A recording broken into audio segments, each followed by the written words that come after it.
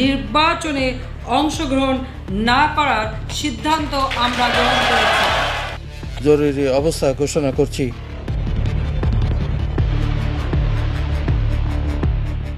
বাংলাদেশের রাজনীতিতে ফের এলো আরও এক পরিবর্তন। 14 বছর আগে বাতিল হওয়া নির্দলীয় তত্ত্বাবধায়ক সরকার ব্যবস্থা বৃহস্পতিবার সর্বোচ্চ আদালতের রায়ে আবারও বহাল হলো।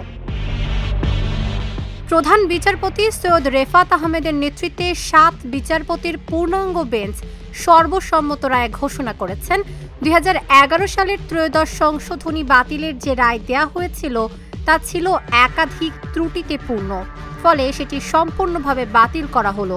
পুনরুজ্জীবিত হলো ত্রয়োদশ সংশোধনী, অর্থাৎ তত্ত্বাবধায়ক সরকার ব্যবস্থা আবার সংবিধানে ফিরে এলো।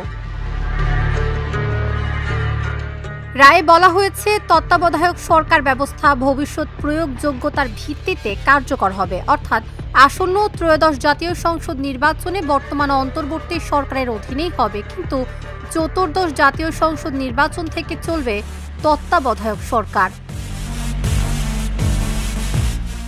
আপিল বিভাগ বলছে সংশোধনী 3 ধারায় সংযোজিত সংবিধানের 4th ভাগের পরিচ্ছেদ 2 ক এর বিধানগুলো স্বয়ংক্রিয়ভাবে সক্রিয় হলো, অর্থাৎ নির্বাচনের সময় নিরপেক্ষ সরকারের অধীনে ভোট গ্রহণের ব্যবস্থা আবার সাংবিধানিকভাবে বৈধ। রায়ের পর প্রতিক্রিয়া জানিয়ে জ্যেষ্ঠ আইনজীবীরা জানিয়েছেন তাদের প্রতিক্রিয়া।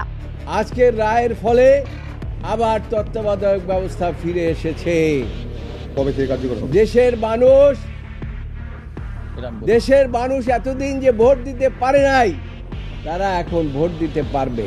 একটা পিলার ছাড়া যেরকম ঘর দাঁড়িয়ে থাকা যায় না, কেয়ারটেকার গভর্নমেন্ট হলো এরকম একটা পিলার।